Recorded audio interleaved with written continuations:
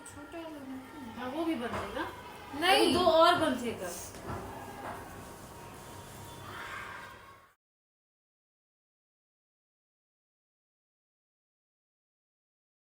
Hello everyone, welcome back to my YouTube channel. और इस video को देख के आपको लग ही गया होगा कि ये वीडियो बहुत पुराना है। दीदी ही जिया जी को राखी बांध रहे थे, उनकी बहनों ने जो भेजा था। उसके बाद इधर मैं घर क्लीन कर रही थी, फिर आया भैया का और भगवान जी का पूजा करने का टाइम और भैया को राखी बांधने का। तो हमने भैया को राखी बांध दिया और फिर हम चले गए थे खाना का प्रिपरेशन करने। खाना बहुत ही सिंपल था, दाल चावल और तरुआ, सारी सब्जी का तरुआ। तरुआ मतलब भाजा जो बेसन में लपेट के बनाते हैं वो, क्योंकि मुहूर्त जो था वो 1 बजे का था राखी बांधने का। और मेरे पापा जी कैसे हैं कि हर काम मुहूर्त पे होना चाहिए, तो हमने सोचा तब तक हम अपना बैठे बैठे जो है वो खाना बना लेते हैं। क्योंकि दीदी का ऑफिस भी था तो उनको वर्क फ्रॉम होम ही रहता है, पर उनको काम बहुत रहता है, तो और उनको लॉगिन भी होना टाइम पे रहता है। तो हमने अपना खाना वाना बनाया और फिर 1 बज गया था तो हमने राखी बांधना शुरू करा।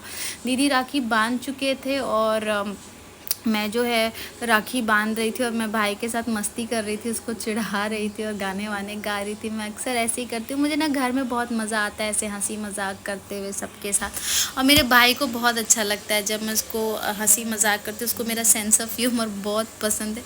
वो मुझे हमेशा कहता है कि तुम बचपन से ऐसी हो या तुम अभी हो गई हो छोटी लाला।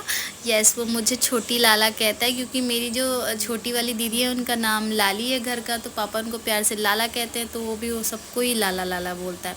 और ये आई मेरे क्यूटू भांजे की बारी। ये बहुत ही प्रैक्टिकल बंदा है भाई, इतने छोटे से उम्र में इतना प्रैक्टिकल मैंने कहीं नहीं देखा।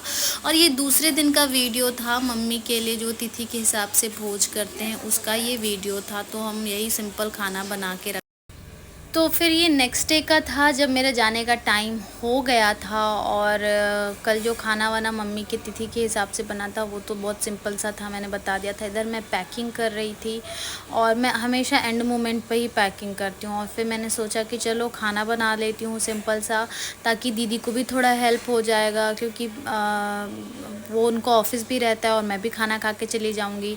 और फिर तो मैं ज़्यादा दिन रुकी नहीं जो मैं दीदी का इतना हेल्प भी कर पाऊँ। दीदी वही सब कुछ करते हैं, घर भी देखते हैं, पापा वापा सबको भी। तो जितना मुझसे बन पड़ता है मैं सोचती हूँ उतना मैं हेल्प करके जाऊँ अपने घर पे जब भी मैं आती हूँ। तो मैंने सिंपल ही खाना बनाया था, दाल चावल, वही आलू का भुजिया। ये सिंपल और ईजी है तो बनाने में भी सही रहता है। फिर वही खाना बनाया और मैंने अपने लिए थोड़ा सा फ्राइड राइस बना लिया था, वही गाजर और मटर वटर डाल के, क्योंकि मुझको रास्ते में ना ऐसा ट्रेन में ना मुझे कुछ अच्छा खाना नहीं मिलता और फिर मुझे अच्छा भी नहीं लगता, या तो फिर मैं नॉनवेज ही खा पाती हूँ।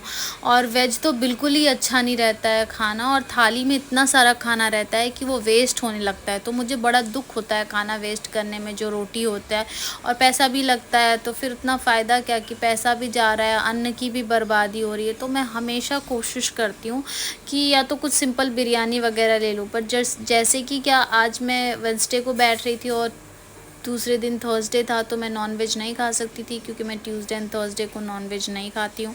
तो मैंने अपने लिए खाना बनाया। फिर मैं और दीदी निकल गए थे पास के ही एक सुपर छोटा सा मॉल में, क्योंकि हमें चाहिए था एक कार्टन, क्योंकि दीदी का मैं माइक्रोवेव और ओवन जो है अपने लिए लेके आ रही थी। जो माइक्रोवेव मैंने आप लोगों को वीडियो में शायद दिखा भी दिया है, तो उसको पैक करने के लिए डब्बा चाहिए था, क्योंकि दीदी अब नए घर में शिफ्ट हो रहे हैं तो वहाँ उनका नया माइक्रोवेव। और ये क्या, हमने एक कैब बुक करा था, उस कैब वाले ने इतनी बदमाशी करी, जानबूझ के हमें लेट कर रहा था और मुझसे एक्स्ट्रा पैसे लेने की भी कोशिश करी। पर जैसे तैसे मैं स्ट्रेस में, मुझे आज तो लग रहा था ट्रेन छूट ही जाएगा, पर जैसे तैसे मैं ट्रेन में बैठ गई फाइनली, बहुत, क्योंकि ट्रेन लेट था और अच्छे से मैं बैठ गई। पर जब तक मैं बैठी नहीं थी मैं बहुत पैनिक हो गई थी। फिर जब ट्रेन खुली उसके बाद मुझे बहुत रोना आ रहा था, क्योंकि पापा मुझे ड्रॉप करने आए थे और मैं बहुत रो रही थी। और रोते रोते मैं थोड़ी देर सो गई और फिर मैं जब उठी तो शाम के 8 बज रहे थे और मुझे बहुत भूख लग रही थी, 7 बज रहे थे सॉरी। तो मैंने कहा पहले ही डिनर कर लेती हूँ, और मैंने डिनर कर लिया। साथ में मैं ब्रिटानिया केक वगैरह लेके आई थी।